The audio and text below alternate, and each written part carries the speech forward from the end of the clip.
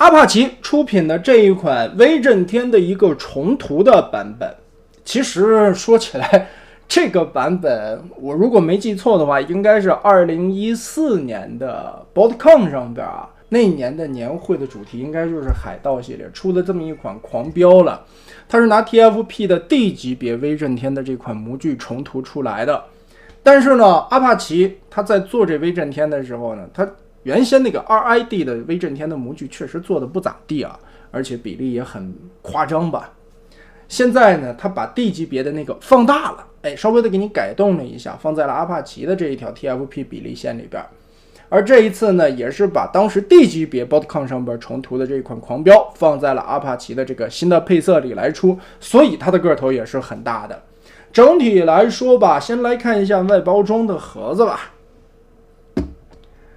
二次元散露露式的画风，也是阿帕奇家统一的一个风格。这后边是一些线稿的图。纸品方面，一份说明书，这个不过带的是威震天的，因为变形的逻辑是一样的。里边还会带一个小的 X 字的贴纸，这个也是最后可以贴在胸口上的。接着是2个臂刀，还有一个臂炮啊，因为现在变形已经插上去了。这个臂刀的涂装做得很漂亮，那是渐变色的，从黄变红，最后来了一个紫色的边缘，韧性也挺好的这个料子。然后就来看一下这回狂飙的一个伪装形态吧。整体来说呢，因为是 D 级别的那个模具放大了呀，所以它的这个伪装形态其实做的一般般，而且整个隆起来的这个后背啊，再加上下边的这个肩膀的2个零件支在下方，让这个威震天它不是那种很平行的飞船，是那种很鼓的后背高起来的一种感觉。这也是曾经 D 级别的这一款威震天模具设计的不好的一个点，因为毕竟它是一个小级别，它是一个 D 的，愣给你放大了 V 以上。其实 V 级别的那款 RID 的威震天，它在飞船的形态下其实做的还不错，只不过是人形一般般。所以呢，最后的阿帕奇呢也是舍弃掉了这个机型，选择了用 D 级别的模具来做，可能最后也就是为了保人形吧。整体来说的这个涂装做了很多渐变色的喷涂，应该是在红底上边喷了黄漆的这种感觉吧，身上有一些紫色的点缀啊，也挺符合当时的 BoardCon 里边这款狂飙的一些元素吧。其实喷的挺漂亮，但是喷的这个工艺有点拉，很多的地方会出现溢漆的现象。我这款手上的呢，我检查了一下，首先溢漆的有这么几个点吧。这个位置银色喷这个地方的时候没有遮盖好，漏到了这里，然后这个地方溢出来了黄色的漆，还有这个地方刷到了紫色的边缘。反正我目前检查了一下吧，大体变形了一下，看了一下，溢漆的现象比较严重。然后就是整体来说的改动的部分，其他的模具的地方没有改动，主要的改动的是这颗头，一会儿我们变形的时候看一下。然后取消掉了臂炮里边的一个灯光效果，以前这里边是有发光模组的，现在呢把这个东西取消掉了，然后在里边喷了一层银漆，让这个臂炮本身是一个透明件嘛，透出来的这个效果会更好看一些，但是可惜没有灯光了。其他的地方应该就是只是配色一些的改动吧，基本上和之前的老 V 版本是差不多的。接着我们直接来开始变个形。对，就说起来之前的 BW 时代的狂飙吧，它变完了以后是一个大螃蟹，大海螃蟹，而 TFP 的这个用老 V 改出来的狂飙更像一个虾，皮皮虾吧，就很诡异的皮皮虾。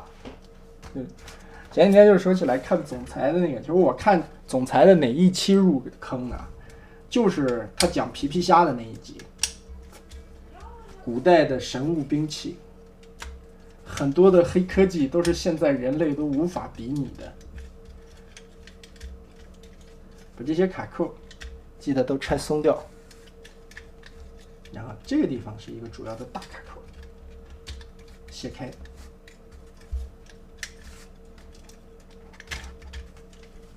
好，2条腿先撸出来，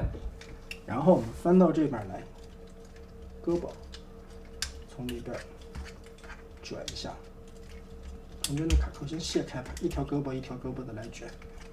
把这里边的双关节打开。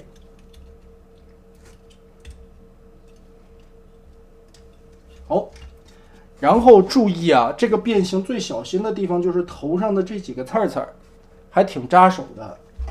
然后开的时候呢，也小心一些吧。这两个下方侧面这里有一个倒卡夹着的，把这两个倒卡腾开。好，先把盖儿卸开吧。卸开以后，主要是为了保护刺刺。现在我们先解成了这个样子。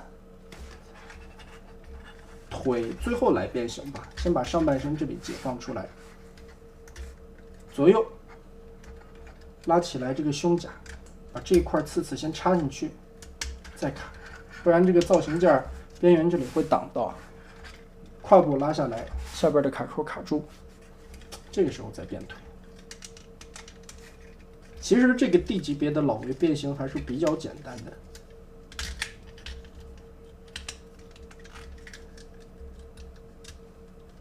前脚尖和后脚尖换一下位置，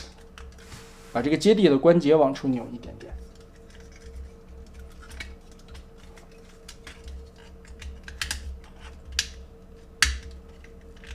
下方这里的一个伸缩的滑道啊，滑进去以后把它捏紧。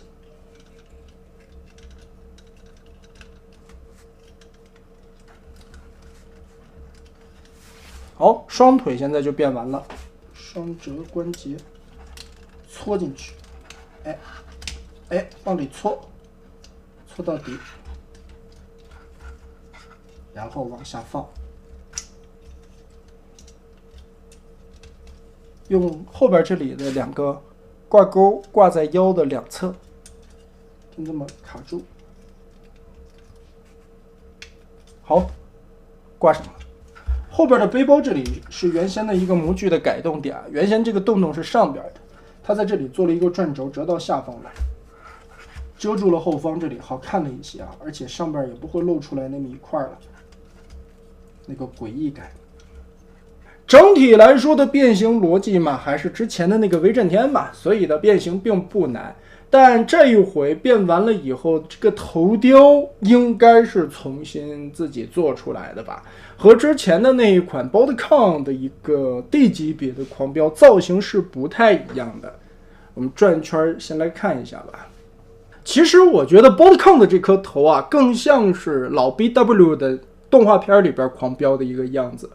而阿帕奇的这颗狂飙头呢，我觉得有一种重新设计的味道吧，它会有一些狂飙的元素，但是做出来的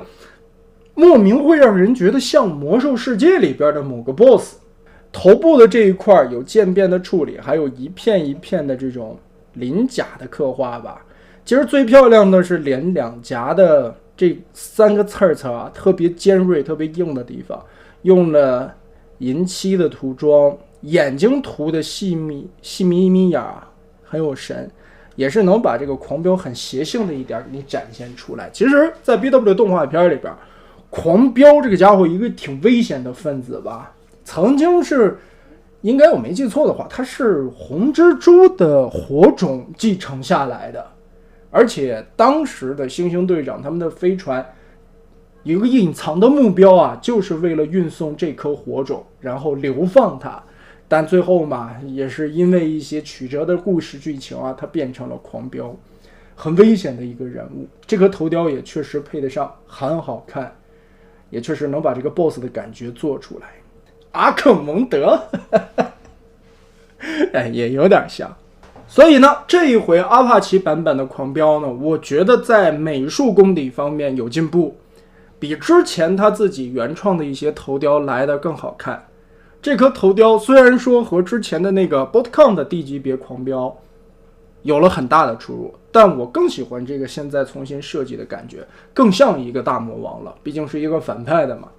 所以呢，整体来说变形的逻辑也好了，在一些用料方面嘛，其实做的也是不错的。就是这一次狂飙身上的这个漆面涂装的问题，我觉得还是有待改进的，有可能也是第一批这个样板的一些关系吧，它并没有成图好。反正这个喷漆的问题我已经跟厂家反馈了，看看他在节后做大货的时候能不能把身上的这些喷漆问题抓品控，希望大货的素质比这个喷漆的效果要好一些吧。现在狂飙也出来了，那 Boldcom 配色的堕天太子应该也不远了吧？反正模具已经开了嘛，到时候重涂一个棕色，再调配一下其他的一些搭配的颜色，效果其实挺好的。总体来说，我觉得阿帕奇这一回在这个渐变涂装上边做的挺有想法的，渐变的感觉挺好，但是做工不行。整体的头雕重新设计的很漂亮，但整体来说呢，和人物搭配也能相得益彰，确实也在原先的 D 级别的那款 Boldcom 作品之上放大到了 V 级别以上的版本，又有了一个重新的演绎。我觉得这个头雕做得非常不错。最终还是一句话，希望大货的时候把这个喷涂的品质抓上去，那这款狂飙应该也是比较受欢迎的了吧。那么得了，这一款阿帕奇的重涂配色的狂飙大概就是这样了。